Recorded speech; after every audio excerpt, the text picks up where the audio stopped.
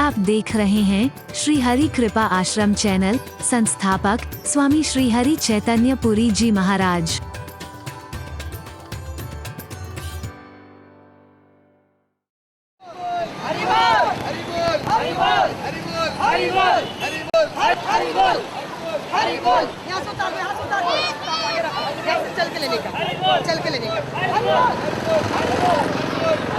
हरि बोल हरि बोल हरि बोल हरि बोल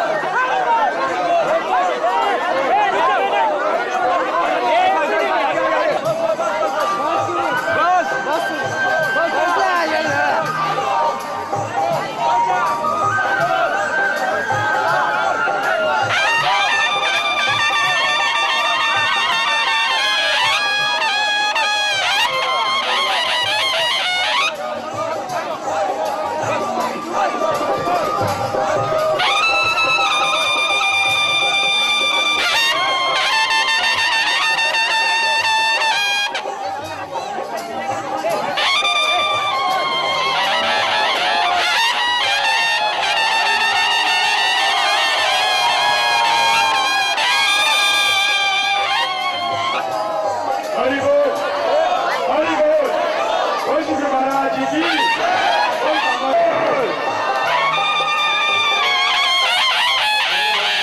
हमारे बीच में आगमन हुआ है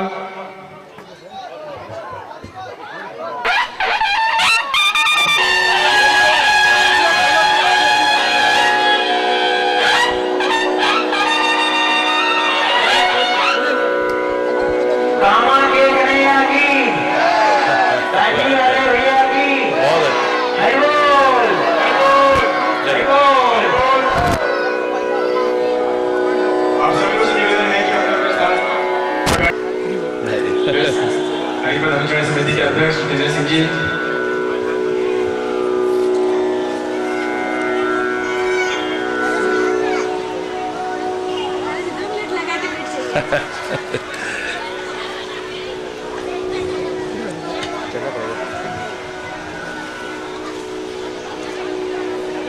चल चल हरि बोल, हरि बोल, हरि बोल, हरि बोल, बोल शुक्र महाराज जी की, बोल कामा के कन्हैया की, बोल आटी वाले भैया की, हरि बोल, हरि बोल, हरि बोल, हरि बोल, हरि बोल। Thank you.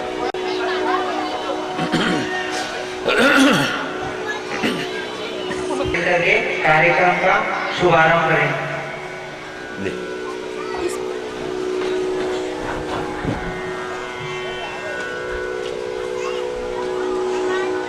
कृपया एक बार जोर से बोले हरि बोल, हरि बोल।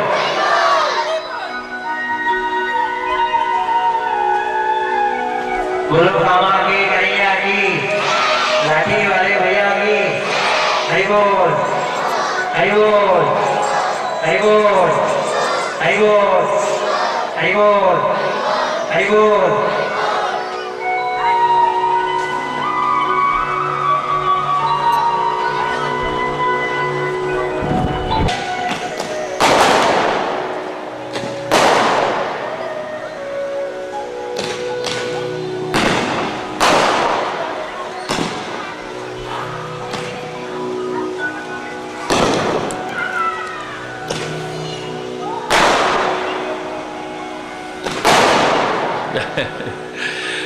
अरे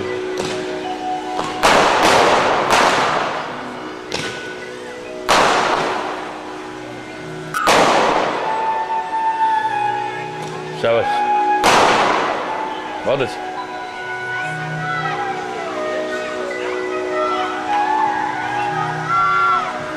हरि बोल।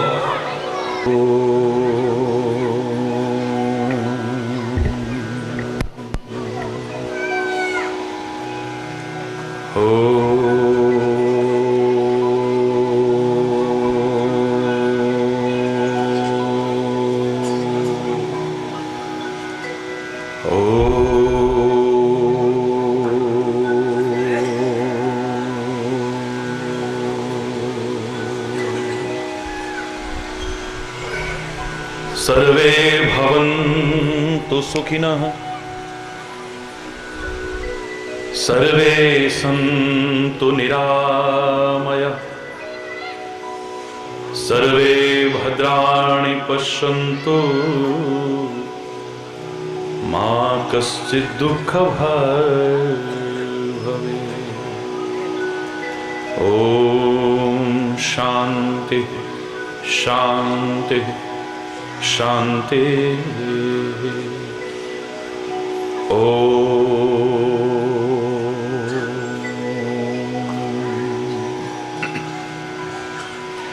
त्वमेव माताश्च पिता त्वमेव,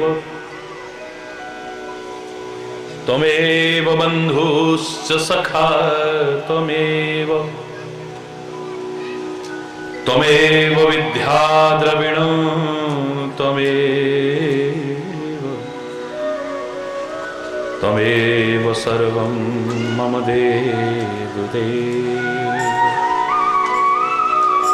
ॐ शान्ति शान्ति शान्ति। ॐ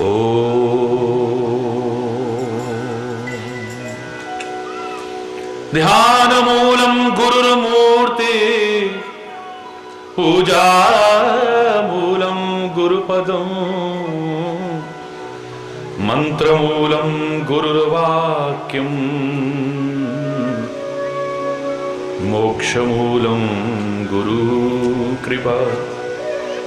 ओम शांति शांति शांति।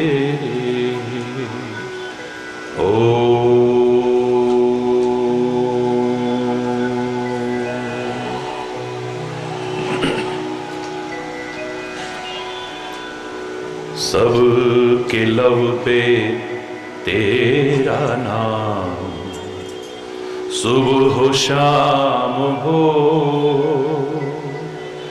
सुबह हो शाम हो, सुबह हो शाम हो। सबके लब पे तेरा नाम सुबह शाम हो, सुबह शाम हो, सुबह शाम हो। हर बुराई से बचें बस नेक काम हो, बस नेक काम हो, बस नेक काम हो। हर बुराई से बचें बस नेक काम हो, बस नेक काम, बस नेक काम हो।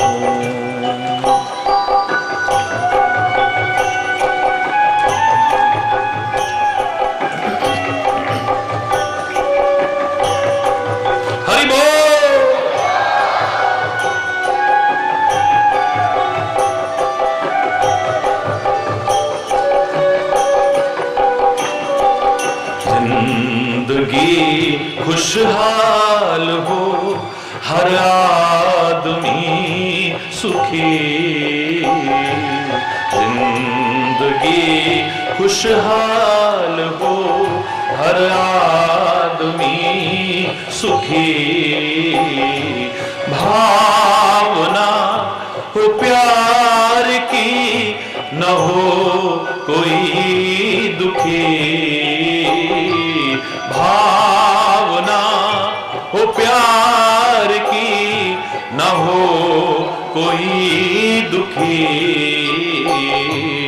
इस जमी पे ऐसा तेरा इंतजाम हो प्रभु, इंतजाम हो प्रभु, इंतजाम हो। हर बुराई से बचें बस नेक काम हो, बस नेक काम हो, बस नेक काम हो।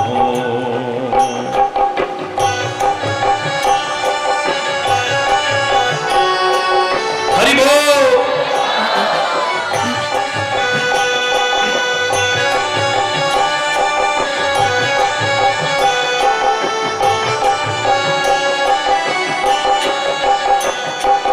हम गुनाहों के घने अंधेरों से डरे, हम गुनाहों के घने अंधेरों से डरे। हम तो सच्चे दिल से ये कामना करें, सच्चे दिल से यही कामना करें, यही कामना करें। अब न किसी दिल में कोई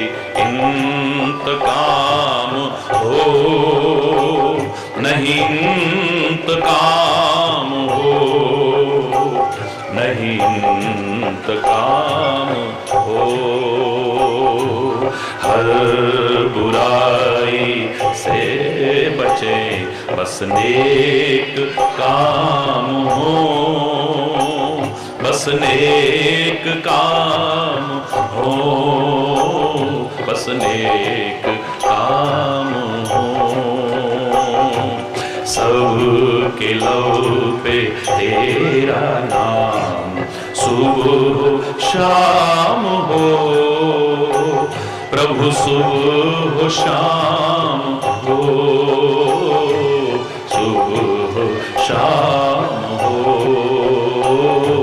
हर बुराई से बचें, बस नेक काम हो, बस नेक काम हो, बस नेक काम हो, और तेरा नाम हो, और तेरा नाम हो।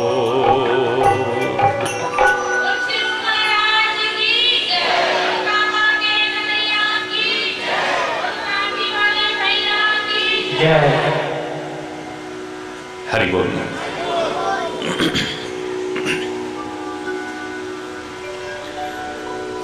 सौभाग्यशाली हैं आप और हम सभी,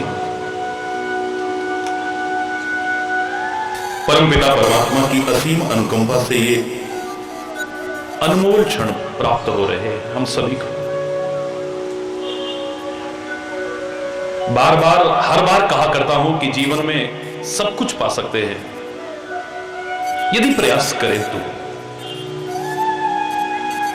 लेकिन ये सौभाग्यशाली क्षण ये उसकी कृपा से ही प्राप्त होते हैं।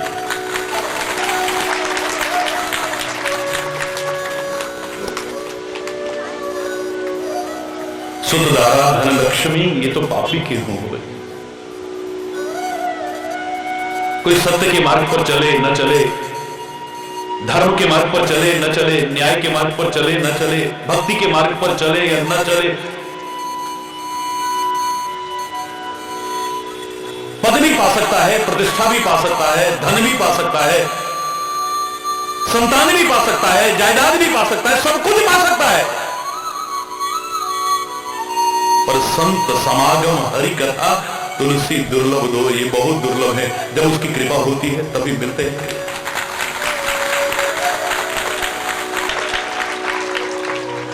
परमात्मा ने हम पर अनंत कृपाएं की हैं।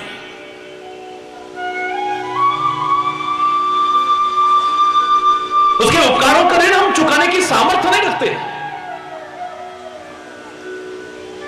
असंख्य जन्म लेकर के भी परमात्मा के किए उपकारों का, कृपाओं का ऋण चुकाने की सोच भी नहीं सकते हैं। लेकिन मैं कई बार कहा करता हूं कि परमात्मा ने तो कृपा कर दी। परमात्मा की कृपा से सद्गुरु और संत यदि मिल जाएं, मैं ढोंगियों पाखंडियों की बात नहीं कर रहा हूं, अंधविश्वासा को बढ़ावा देने वालों की बात नहीं कर रहा हूं। सच्चा सद्गुरु मिल जाए, सच्चा संत मिल जाए, सच्चा भक्त मिल जाए, वो भी कृपा कर दे हमारे ऊपर। परमात्मा कृपा कर दे, सद्गुरु कृपा कर दे, संत कृपा कर दे। यदि तुमने आत्म कृपा न की, खुद कोशिश न की, तो सब कृपाओं को बेकार करके रख दोगे। अपना प्रयास भी तो कुछ हो। हम क्या कर रहे हैं? हम पाना चाहते, बहुत कुछ पाना चाहते, पा सकते हैं, नथिंग इज इम्पॉसिबल, लेकिन you have to do something. तुमको भी कुछ करना पड़ेगा।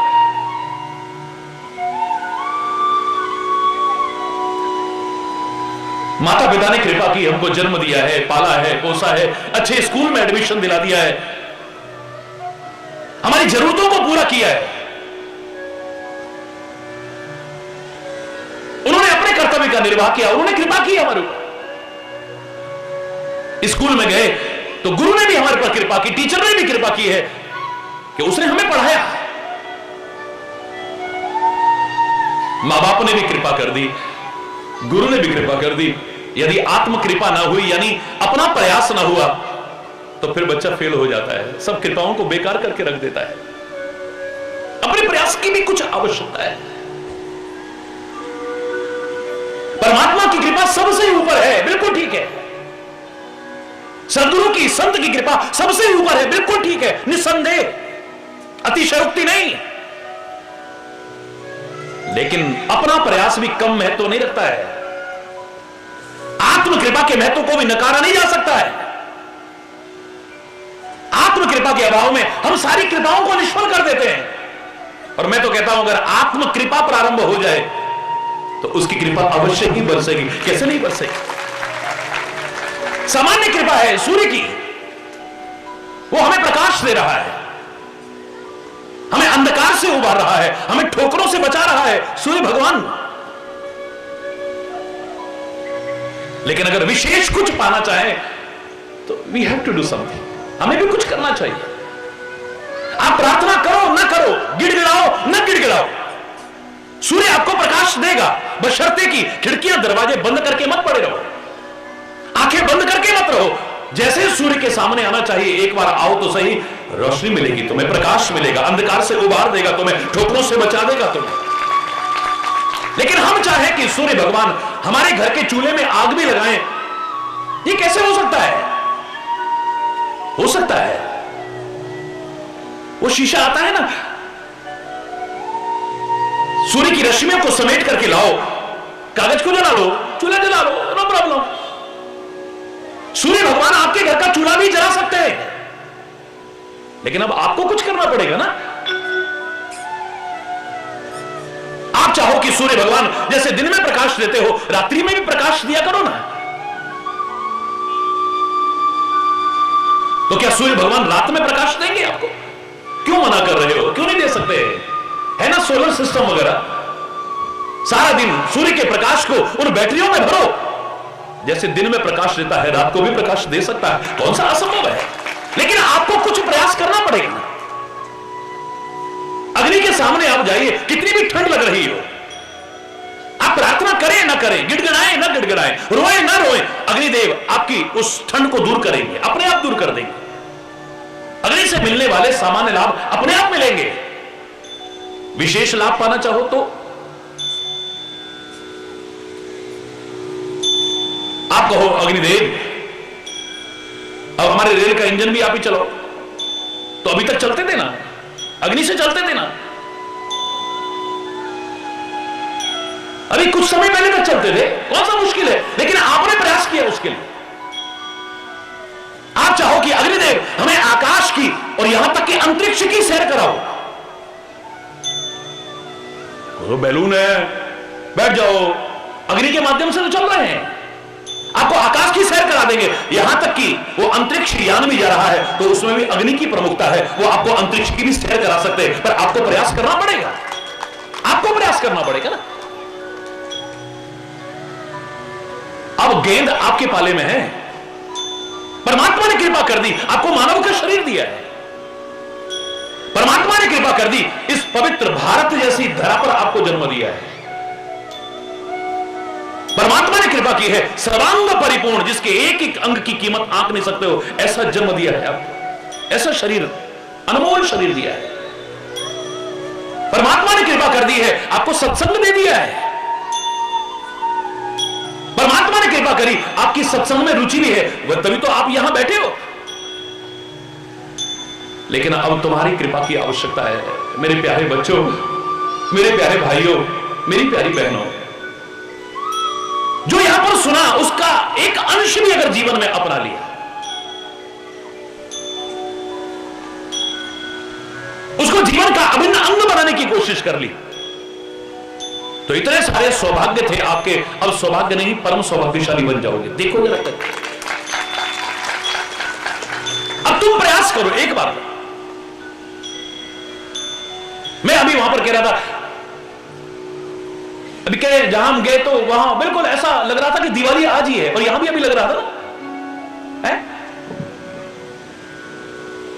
दिवाली खुशियों का पर्व है, उल्लास का पर्व है, उमंग का पर्व है।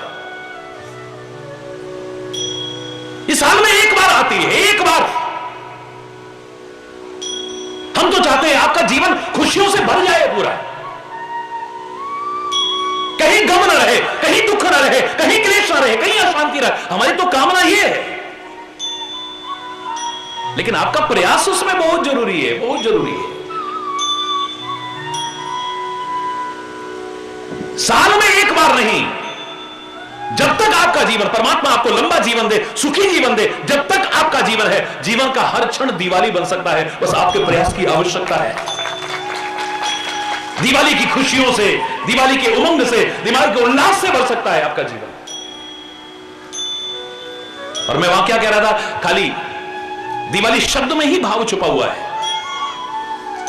दिवाली में 3 अक्षर हैं, 3 दी, बोलो, वा, ली। सदगुरु ने, संत ने, ग्रंथ ने हमें शिक्षा दी।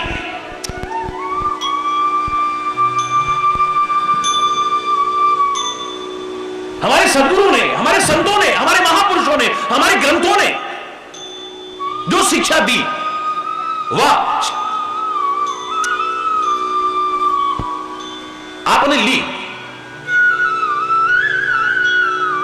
ये दी व ली का अगर क्रम ठीक चलता रहा ना, यहां से शिक्षा दी व आपने, बोलो ना, ली।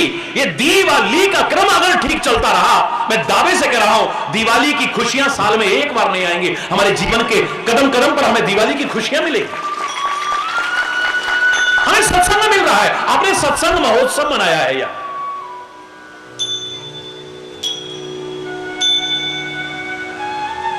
गोरेगांव में, हरी बोलना, जोर से बोलो ना।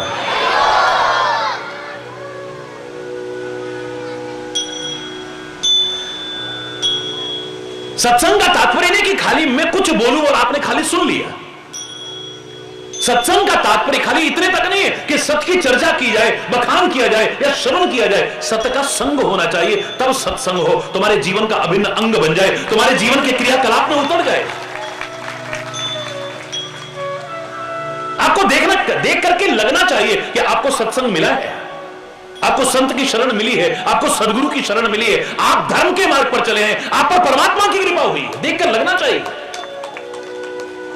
आपके खान पान को देख करके लगना चाहिए, आपकी सोच को देख करके लगना चाहिए, आपके चिंतन को देख करके लगना चाहिए, आपकी संगति को देख करके लगना चाहिए। परिवर्तन आना जाए।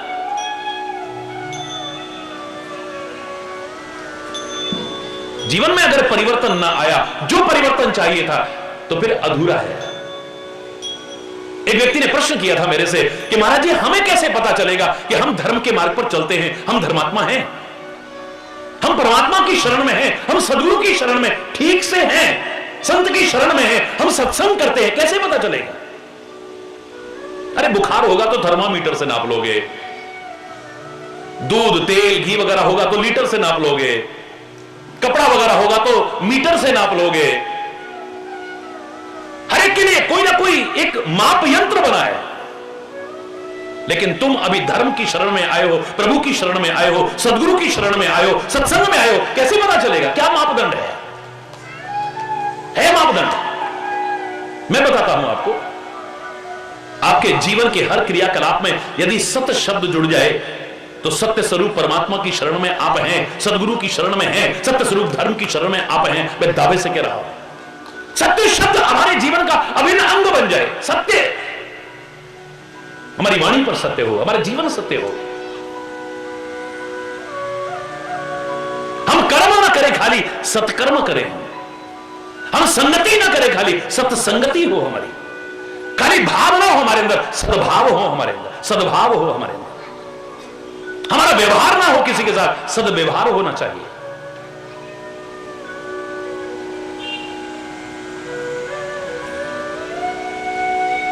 हम पुरुष न रहे, खाली सत्पुरुष बन जाए। देखो जीवन कहां से कहां पहुंच जाता है। जीवन में जो परिवर्तन आना चाहिए, यदि वो ना आया तो चाहे परमात्मा की शरण मिले, चाहे सदगुरु की शरण मिले, चाहे संत की शरण मिले, जो लाभ हम चाहते थे उससे वंचित रह जाएंगे। अफसोस के साथ कह रहा हूं। मैंने एक प्रश्न किया करता हूं, छोटा सा प्रश्न। असंख्य प्रश्न लोग मेरे साथ कर करके, और उनके उत्तर पाने की कोशिश करते हैं और उन्हें उत्तर मिलते हैं। लेकिन मैं एक प्रश्न किया करता हूं, और उत्तर भी मैं आपसे अपेक्षा नहीं करूंगा, खुद ही देता हूं। परमात्मा का नाम लेकर के दुख दूर हो जाते हैं। अगर परमात्मा का साथ मिल जाए तो बोलो ना, है? परमात्मा का साथ मिल जाए तो जीवन क्या से कहां पहुंचना चाहिए। लेकिन आपने इतिहास पढ़ा है, पांडवों को समझने की कोशिश कीजिए। भगवान का साथ मिला हो, परमात्मा उनके प्रिय सखा बने हो, अपने स्वजन बने हो, फिर भी सारी जिंदगी कष्ट उठाते रहे, सारी जिंदगी मुसीबतें मंडराती रही, सारे जीवन परेशानी और उलझनों में जकड़े रहे, सारा जीवन एक संग्राम बन गया है। खाली महाभारत का संग्राम नहीं, जीवन ही संग्राम बन चुका है। कदम कदम पर प्रतिकूलताओं का दौर है, मुसीबतें हैं, संकट है। परमात्मा का साथ मिलने के बावजूद क्यों, मैं पूछ रहा हूं आपसे। परमात्मा का नाम तो सारे दुख को दूर कर देता है, परमात्मा का नाम लेकर के तो सारी मुसीबतें खत्म हो जाती है, परमात्मा का नाम लेकर के तो सारे झंझट खत्म हो सकते हैं। परमात्मा के नाम में वो ताकत है। कोई मुझसे पूछता है क्या मिलेगा भगवान का नाम लेकर के, मैं कहता हूं लेकर के देख, पता लग जाएगा क्या मिलता है। ये राष्ट्र के लिए कुर्बान होने में क्या मिलता है, ये उन अमर शहीदों से पूछो। चूहे की तरह बिल के अंदर घुसे रहे हैं, वो क्या समझेंगे राष्ट्र के लिए, समाज के लिए, धर्म के लिए कुर्बान होने में क्या मिलता है। इस वतन के लिए कुर्बान होने में, समाज के लिए कुर्बान होने में, लोगों के लिए अपने जीवन की अनमोल कुर्बानी, शहादत देने में क्या मिलता है, ये वो अमर शहीद जान सकते हैं। दीपक की शिखा पर जल करके पतंगे को क्या मिलता है। पतंगा आता है, दीप शिखा पर मंडराता है, परवाना कहते हो उसे, वो शमा पर यानी दीपक की लौ पर आकर के मंडराता है और मंडरा करके अपनी जान खत्म कर देता है। इस दीपक की लौ में ऐसा क्या है जो इस पर जान कुर्बान करता है, ये तो पतंगा समझ सकता है, तुम क्या समझोगे इसे। कमल की खुशबू में क्या आनंद है, कमल की खुशबू में क्या आनंद है, इसे तो भौरा जान सकता है, तुम नहीं। लकड़ी में छेद करने की सामर्थ्य है भौरे में, लेकिन कमल की खुशबू उसे बहुत अच्छी लगती है, सुगंधी बहुत अच्छी लगती है। वो कमल की पंखुड़ियों पर बैठता है, सूंघता है उसे, इतना आनंद विभोर हो जाता है उस सुगंधी में, उसे पता ही नहीं चलता कब शाम हो गई है, संध्या काल हुआ, पता ही नहीं है। शाम होते ही कमल की पंखुड़ियां बंद हो जाती है। लकड़ी में छेद करने की सामर्थ्य रखने वाला भौरा कमल की कोमल पंखुड़ियों को नहीं काटता है, उसी में अपनी जान दे देता है। कमल की उस खुशबू में ऐसा क्या है, अपनी जान तक कुर्बान कर देता है, ये तो भौरा जान सकता है, तुम क्या जानोगे इसे। बिल्कुल ठीक है, ऐसे ही परमात्मा का नाम लेके क्या मिलता है, ये तो लेकर के देखो ना, कोई बातों से कैसे पता चलेगा। वर्षा ऋतु में क्या आनंद आता है, बारिश में भीज करके कितना मजा आता है, ये तो भीजने पे पता चलेगा, पूरे भाषण देने से थोड़ी पता चलेगा है?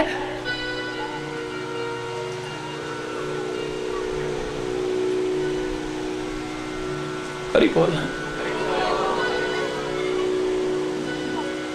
परमात्मा का नाम लेकर के अपार दुख दूर हो जाए, कष्ट दूर हो जाए, मुसीबतें दूर हो जाए, और यहां परमात्मा का साथ मिला तब भी जीवन भर संकट है।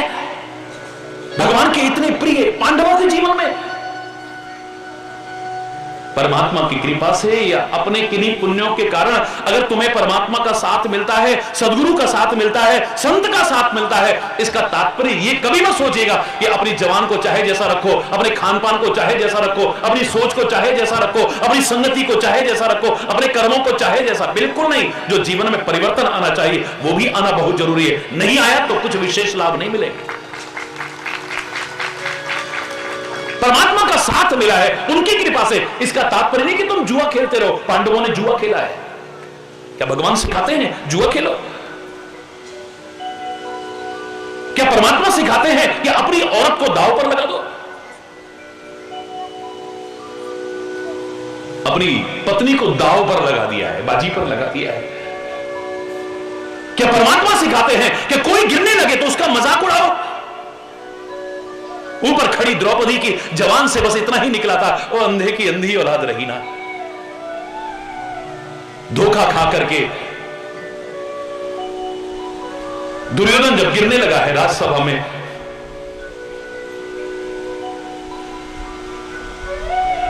कैसा आर्किटेक्ट होगा वो सोचिए, जिसने ऐसा मकान बनाया है, ऐसा भवन बनाया है जहां पानी की जगह जमीन नजर आती है, जमीन की जगह पानी नजर आता है।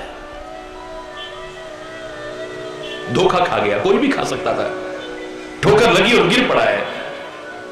गिरते ही तीरों के समान चुभने वाला ऊपर खड़ी द्रौपदी के मुंह से वो शब्द निकलता है, अंधे की अंधी औलाद रही ना। सारे हंसने लगे, मन में बदले की भावना पैदा हो गई दुर्योधन के। अच्छा आने दो मौका, तब बताऊंगा। मेरा नाम भी दुर्योधन नहीं, अगर भरे दरबार में तेरी बेइज्जती करके न दिखाया। महाभारत के उस भयानक रक्तपात का अंकुर पैदा हो गया वहीं से। अगर जन्मान पर कंट्रोल ना हुआ, सोच पर कंट्रोल ना हुआ, खानपान पर कंट्रोल ना हुआ, कर्मों पर कंट्रोल ना हुआ, संगति पर कंट्रोल ना हुआ, तो चाहे परमात्मा का भी साथ मिल जाए, सदगुरु का भी साथ मिल जाए, उनकी कृपा से मिल जाए, संत का साथ मिल जाए, उनकी कृपा से मिल जाए, फिर भी जो हम चाहते हैं उससे वंचित रह जाएंगे। याद रखिएगा इसको। परिवर्तन आना जरूरी है, जो वांछित परिवर्तन है।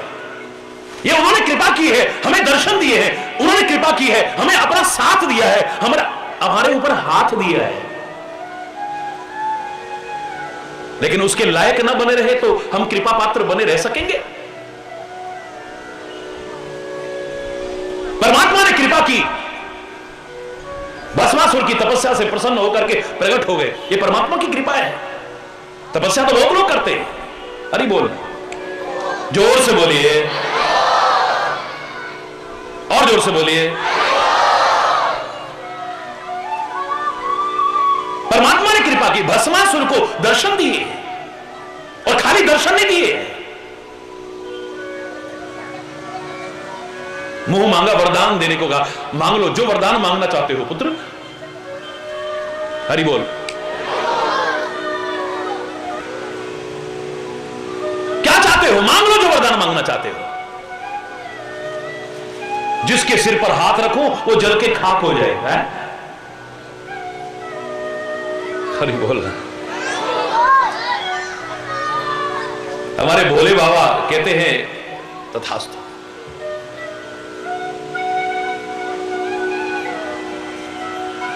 लेकिन याद रखना, उन्हें भोले भाले कहते हैं। अगर अच्छा जीवन जियोगे तो वो बहुत भोले भी हैं, गलत जीवन जियोगे तो भाले भी हैं। सतर्क होकर के रहिएगा। उनके पास कोमलता भी है, कठोरता भी है। उनके मार के अधिकारी मत बनना, उनके प्यार के अधिकारी बनने की कोशिश करना। वो भाले भी हैं।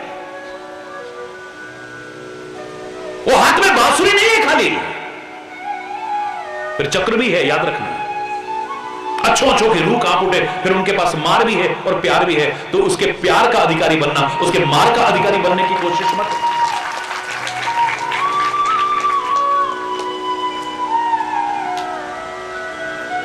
उसके पास कृपा का, अभय का हाथ भी है, धनुष्वाण भी है। मां की वो करुणा और कृपा और ममता, वात्सल्य भी है, और दूसरी ओर वो खड्ग भी है। याद रखना, विभिन्न आयुध धारण किए हुए हैं हाथ में। कोमलता भी है, कठोरता भी है। भस्मासुर, मांग लो जो वरदान मांगना चाहते हो। मैं जिसके सिर पर हाथ रखूं वो जल के खाक हो जाए। भगवान ने कह तो दिया, लेकिन कई बार मूर्ख व्यक्ति जिससे कुछ पाता है सोचता है पहले इसी को खत्म करो, उसी को नुकसान पहुंचाने की कोशिश करता है। भोले बाबा का ये वरदान सत्य है या नहीं, पहले शंकर पर ही देख लेता हूं आजमा के। अगर ये जल के खाक हो गए तो दुनिया जल के खाक हो जाएगी। अरे बोलना है, क्या हालत हुई? मैं पूरी कथा नहीं सुना रहा हूं। मैं ये कहना चाहता हूं कि अभी अभी भगवान शंकर ने दर्शन दिए हैं, आशीर्वाद दिया है और मुंह मांगा वरदान दिया है। लेकिन अब भगवान शंकर प्रार्थना कर रहे हैं, इसका कैसे संहार हो, इसका कैसे नाश हो। कोई भक्त अपने कोई भगवान अपने भक्त का नाश चाहता है? बोलो ना। कोई परमात्मा का स्वरूप जिसने इतना कठोर तप किया हो, जितना ओम नमः शिवाय का जाप किया हो, आज शंकर उसके लिए प्रार्थना कर रहे हैं, अब इससे कैसे छुटकारा मिले? भगवान से प्रार्थना की है, उन्होंने मोहिनी रूप धारण किया है, आकर्षित किया है उसे, और फिर नृत्य करने को कहा है, विभिन्न मुद्राएं बताई हैं, और विभिन्न मुद्राओं का प्रदर्शन करते करते जब उसके सिर पर अपना हाथ आया, जल करके खाक हो गया। क्योंकि जो किसी को जलाने की कोशिश करेगा वो खुद कब जल के खाक हो जाएगा पता भी नहीं चलेगा। जो दूसरों के लिए खड्डा खोदता है उस गड्ढे में कब गिर जाता है पता भी नहीं चलेगा। जो दूसरों का बुरा करता है उसका भला हो जाए, इस भ्रम में मत रहना कभी भी। भला करोगे तो भला होगा, बुरा करोगे तो बुरा ही होगा। आज नहीं तो कल, कल नहीं तो परसों, एक दिन तुम्हारे कर्मों का तुम्हें फल मिलेगा, इसलिए अच्छे कर्म करो। कुल्हाड़ी चंदन को काटती है, उसे खुशबू मिलती है, लोग कहते हैं क्या कर्म का फल मिला? उसे तो खुशबू मिली, उसने टुकड़े टुकड़े किए। कब तक? जब तक टुकड़े टुकड़े करेगी उसे खुशबू मिलेगी, सुगंधी मिलेगी उसे, लेकिन कब तक काटेगी? काटते काटते उस कुल्हाड़ी का नुकीलापन खत्म हो जाएगा। जब नुकीलापन खत्म हो जाएगा तो उस पर चंदन का लेप नहीं होगा, खुशबू नहीं मिलेगी, लोहार की भट्टी में डाला जाएगा उसे। इतने पर सब्र नहीं आएगा, जला करके लाल कर देंगे उसे और निकाल करके फिर घन और हथौड़े की चोटें मारेंगे। एक दिन कर्मों का फल अवश्य भोगना पड़ता है, बच नहीं सकता है यार। आज नहीं तो कल, कल नहीं तो परसों, हमें अपने कर्मों का फल अवश्य में भोगना पड़ेगा, चाहे वो अच्छे कर्म हो, चाहे बुरे कर्म हो, अब के कर्म हो या पहले के कर्म हो, जानबूझ के किए कर्म हो या अनजाने में किए कर्म हो। तभी तो हम प्रार्थना करते हैं, जानबूझ करके गलती तो क्या, इतनी शक्ति हमें देना दाता, मन का विश्वास कमजोर होना, हम चले नेक रास्ते पे, हमसे भूल कर भी कोई भूलना, भूले से भी कोई भूल ना हो जाए, गलती से भी कोई गलती ना हो जाए। ऐ परमात्मा हमारे पर कृपा करना है। परमात्मा की कृपा हुई भस्मासुर पर कब तक? कितने दिन के लिए? हमेशा के लिए कृपा पात्र नहीं बना रह सका है। आपको किसी का प्यार मिलता है, मान लो कोई भी हो, लेकिन उस प्यार को बनाए रखना इट डिपेंड्स ऑन यू। अरे बोल, उसके अधिकारी बने रह सकते हो या नहीं।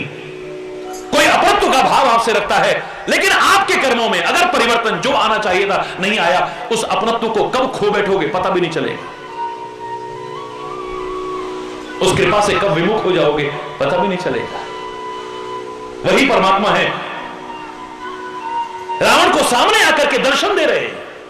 कठोर तपस्या की है रावण ने, और दर्शन भी देते हैं और कहते हैं पुत्र मांग लो, जो वरदान मांगना है मांग लो, मुझे कोई मार ना सके। ऐसा कैसे हो सकता है? मेरी मृत्यु ना हो, यह नहीं हो सकता है। जो पैदा हुआ है एक दिन अवश्य मरेगा, जन्म के साथ मृत्यु अवश्यंभावी है।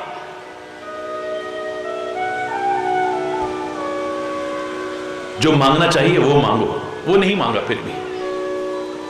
बंदर और मनुष्य को छोड़ करके हम किसी के हाथ से न मरे,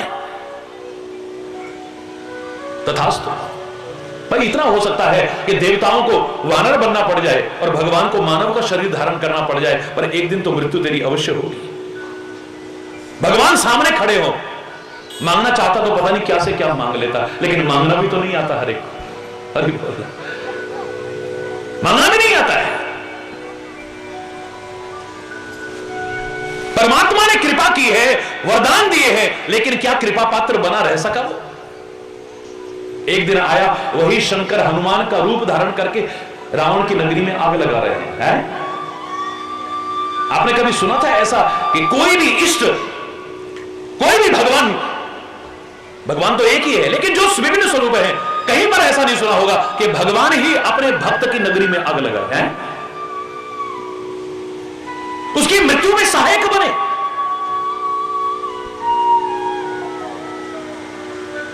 अरे भगवान तो अपने भक्त के लिए खुद भी समर्पित हो जाए तो कोई बहुत बड़ी बात नहीं है। अपना सर्वस्व अर्पण कर दें भक्त को, वो तो इतना प्यार करते हैं अपने भक्तों से। भक्त था, बड़ी अच्छी बात है, लेकिन जब सोच गलत हो गई, कर्म गलत हो गए, जीवन गलत हो गया है, पर स्त्री का हरण करके अपने नगर में लाके रखा है, लोगों को सताते हैं, जुल्म ढाते हैं, सज्जनों को पीड़ा पहुंचाते हैं, धर्म की गिलानी होती है। तो कृपा पात्र बना नहीं रह सका है। कृपा हुई थी, उस कृपा को बनाए रखना तो तुम्हारे ऊपर निर्भर करता है, याद रखना। पर हमेशा के लिए कृपा पात्र नहीं बना रह सका। एक दिन वही भगवान शिव हनुमान बन करके लंका में आग भी लगाते हैं और उसकी मृत्यु में सहायक होते हैं, याद रखना। क्षमा चाहते हुए कह रहा हूं। इसलिए अगर परमात्मा ने कृपा की हो, सदगुरु ने कृपा की हो, संत ने कृपा की हो, सज्जनों ने कृपा की हो, महापुरुषों ने कृपा की हो, उस कृपा के अधिकारी बने रहने के लिए अपने जीवन में वांछित परिवर्तन आना बहुत जरूरी है। अगर नहीं आया तो फिर हरि बोलना। धर्म के मार्ग पर चल करके हमारा जीवन ना बदले, सत्य के मार्ग पर चल करके हमारे जीवन में जो परिवर्तन आना चाहिए वो ना आए, सत्संग में आकर के भी हमारे जीवन में जो परिवर्तन आना चाहिए था वो ना आया तो क्या होगा? सोचिए। मेरे को एक किस्सा याद आता है रामायण का। अयोध्या का सम्राट महाराज अश्वमेध यज्ञ कर रहे हैं। एक नहीं 99 अश्वमेध यज्ञ पूरे हो चुके हैं। कितने? 99 अश्वमेध यज्ञ पूरे हो चुके हैं। और इतिहास कहता है जो 100 अश्वमेध यज्ञ पूरे करता था उसको इंद्र लोक मिलता था, वो इंद्र की गद्दी पर बैठता था।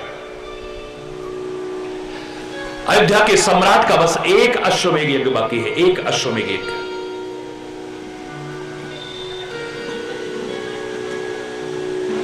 अश्वमेध यज्ञ चलता था। आज कितना प्रासंगिक है मैं इस पर चर्चा नहीं कर रहा हूं। आज अश्वमेध यज्ञ के नाम पर कोई नाटक करे मैं उसकी चर्चा नहीं कर रहा हूं, कोई प्रतिक्रिया व्यक्त नहीं कर रहा हूं। मैं तो उस जमाने की बात कर रहा हूं। अगर आपको मालूम हो तो अश्वमेध यज्ञ में घोड़ा छोड़ा जाता था। अगर कोई घोड़े को रोकता था तो उससे लड़ाई होती थी, वरना घोड़ा उसके राज्य की सीमा से अगर निकलता जाए उपहार देकर के विजय के रूप में माना जाता था। सारी पृथ्वी पर घोड़ा विचरण करता था और सारी पृथ्वी पर विचरण करता हुआ अगर वापस आ जाए यज्ञ स्थली पर तब अश्वमेध यज्ञ पूर्ण होता था। 99 अश्वमेध यज्ञ पूरे हो चुके। बड़े ध्यान से सुनने की बात है, बहुत ध्यान से। मैं देख रहा हूं आप बहुत अलर्ट होकर के सुन रहे हैं, लेकिन और भी सतर्क होकर के सुनने की आवश्यकता है। 99 अश्वमेध 99 अश्वमेध यज्ञ पूरे हो चुके। 100वां अश्वमेध यज्ञ चल रहा है। अचानक एक दिन क्या हुआ, प्रातःकाल जब सेना आगे बढ़ने लगी तो देखा जिस घोड़े को लेकर के चलना है वो घोड़ा ही चोरी हो गया, वहीं है ही नहीं, गायब है।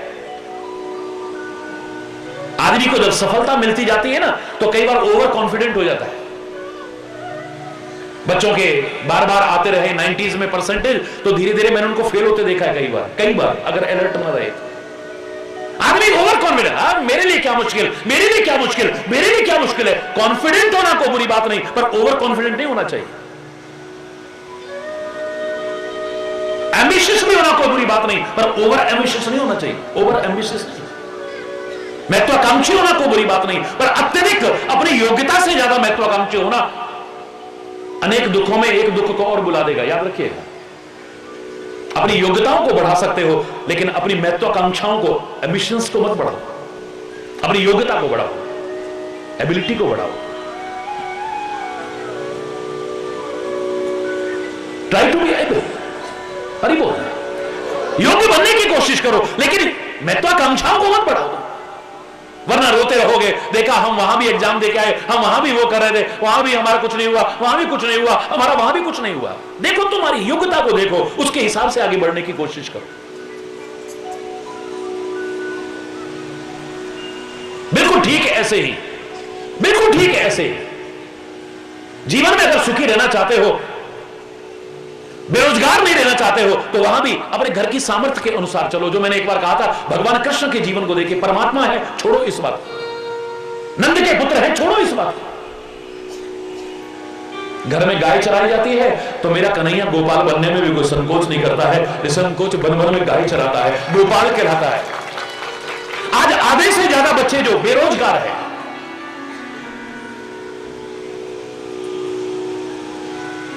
उसका कारण क्या है? रोजगार मिलता नहीं है, बड़ा काम करने की सामर्थ्य घर में नहीं है, और छोटा करने में शर्म आती है। ये काम हम करेंगे। त्रिलोकपति, दुनिया का मालिक, अगर घर में गाय चराई जाती है, वो गोपाल बनने में कोई संकोच नहीं कर रहा है, अपनी घर की सामर्थ्य से चलता है। उतने ही पैर फैलाने की कोशिश करो जितने तुम्हारे रजाई हो। सर्दियों में जहां पर लोग रहते हैं ना, वो कहते हैं उतने पांव पसारो जितनी लंबी सौर, जितनी वो रजाई लंबी है, कंबल जितना, ब्लैंकेट जितना लंबा है, बस उतने ही पैर, वरना पैर में ठंड लगेगी। आप मेरा कन्हैया गोपाल बनने में कोई संकोच नहीं करता है, गाय चराने में कोई संकोच नहीं करता। हां, इतना जरूर अपने जीवन से सिखाता है कि गाय बेशक चराओ घर की सामर्थ्य से, लेकिन गंवार ग्वाले मत बने रहो। अपने दिमाग के चिंतन को इतना ऊंचा उठाओ, कभी उसमें से गीता का ज्ञान निकले तो दुनिया वाह वाह कर उठे, वाह वाह कर उठे, वाह वाह कर उठे। और मौका लगे तो द्वारिकाधीश बन करके दिखा दो, राजा बन करके दिखा दो। अपनी योग्यताओं को इतना निखारो, अपनी प्रतिभा को इतना निखारो,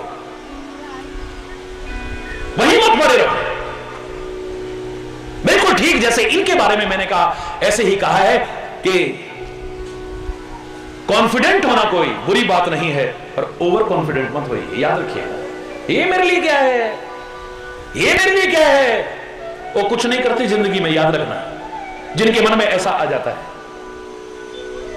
लोगों ने पूछा कि रावण महाराज, आपकी कोई अंतिम इच्छा है? ऐसा सपना जो आपका अधूरा रह गया हो? भगवान राम तक ने लक्ष्मण को भेजा कि रावण से कुछ ज्ञान सीख करके आओ, जो अच्छाई जहां से मिले वहां से ले लो। लेना चाहो तो तुम्हें कहां से अच्छाई नहीं मिल सकती है। तुम लेना ना चाहो तो भगवान तुम्हारे सामने खड़ा हो जाए, तुम कुछ नहीं सीख पाओगे। मैं तो खुले शब्दों में कहता हूं, हरि चैतन्य के पास क्या है और कितना है, ये इतना महत्वपूर्ण नहीं। संतों महापुरुषों के पास क्या और कितना है, ये इतना महत्वपूर्ण नहीं है। ग्रंथों में क्या और कितना है, ये इतना महत्वपूर्ण नहीं है, पर तुम क्या और कितना ले सकते हो, ये ज्यादा महत्वपूर्ण है। तुम यहां आकर के भी कहीं खाली तो नहीं जाते। आज करोड़ों लोग कहेंगे हमें वहां से ये मिला, हमें वहां से ये मिला, हमें वहां से, तुम्हारी झोली कहीं खाली तो नहीं रह गई है? और अगर रह गई है तो सोचो आखिर क्यों? कहीं ग्राहकता का अभाव तो नहीं है तुम्हारे अंदर? विचार करने की कोशिश करो। ये तो वो दरबार हैं, तुम्हारे मांगने में कमी हो सकती है, लेकिन उनके देने में कमी नहीं हो सकती है कभी। मांग करके ना।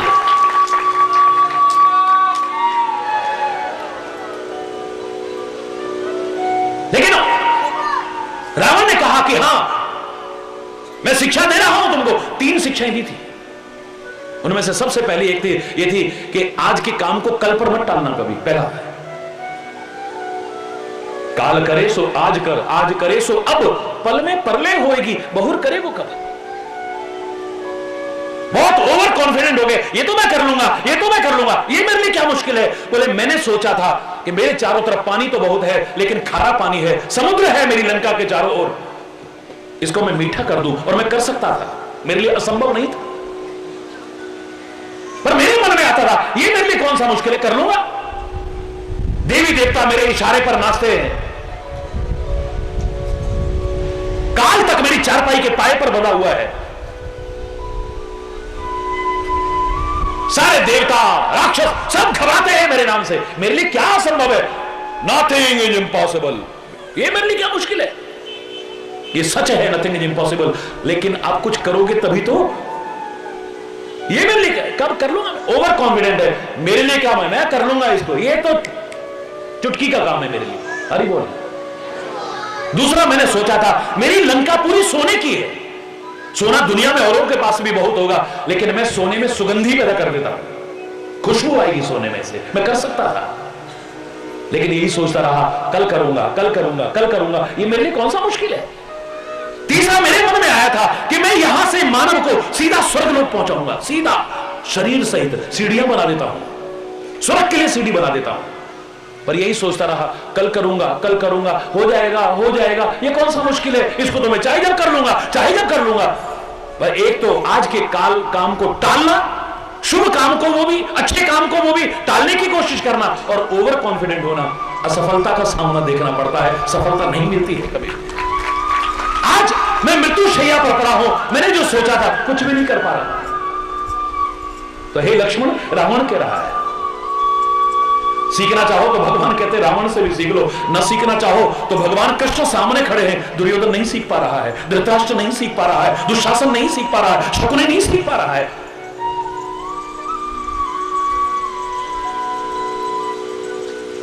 खरी बोलना, जोर से बोलना। तो ओवर कॉन्फिडेंट हो गए हैं, सोचा कि अब हमारे घोड़े को कौन छेड़ सकता है। सारे के सारे सैनिक सोचते हैं 99 बार हमने 99 बार अश्वमेध यज्ञ पूरा कर लिया है, 100वां अश्वमेध यज्ञ चल रहा है। दुनिया में किसकी ताकत है अयोध्या सम्राट के घोड़े को रोकने की? बस इसी में वो चैन की नींद सो गए। जो सोवत है सो खोवत है, जो जागत है सो हरि बोलना, जोर से बोलना और जोर से बोलना। सुबह नींद खुली, बड़े आराम से खुली है, लेकिन परेशान हो गए, घोड़ा दिखाई नहीं दिया। घबराने की बात, इधर उधर चला गया होगा, यहां देखा, वहां देखा, वहां देखा, कहीं नहीं दिखाई दिया। इतनी सेना है, चारों ओर घूम गई, लेकिन घोड़ा कहीं दिखाई नहीं दिया। अब क्या होगा? घोड़े के बिना तो अश्वमेध यज्ञ पूरा नहीं होगा, अयोध्या सम्राट तो हमारी गर्दन काट देंगे। अब क्या होगा? सीआईडी भी थी, खुफिया तंत्र भी था, उसको लगा दिया, लेकिन कोई भी पता नहीं चला कि आखिर घोड़ा गया कहां। इंटेलिजेंस वाले भी नहीं पता कर पाए, हरि बोल, सीआईडी वाले भी नहीं पता कर पाए कहां गया घोड़ा, आखिर कहीं निशान दिखाई नहीं दे रहे। आखिर में हार के अयोध्या निराश होकर के घबराते घबराते वापस लौटे हैं। महाराज की जय हो, महाराज की जय हो, महाराज की जय हो, क्षमा याचना चाहते हैं, दुहाई हो महाराज, दुहाई हो महाराज। क्या हुआ है? महाराज हमसे बहुत भारी गलती हो गई, अपराध हो गया है। क्या हुआ है बताओ ना। बोले महाराज हमारे अश्वमेध यज्ञ का, 100वें अश्वमेध यज्ञ का, जिसके पूरा होते ही आपको इंद्र का सिंहासन मिलने वाला है, लेकिन उसका घोड़ा गायब हो गया है। हमने बहुत खोजा है, जहां तहां खोजा है, लेकिन घोड़े का पता नहीं चल रहा है। ऋषि मुनि कहते हैं घबराओ मत। आंखें बंद की, ध्यान लगाया, जरा सा ध्यान लगाया है, सारा चलचित्र की तरह घूम गया। ये सीआईडी फेल नहीं होती, हरि बोलना।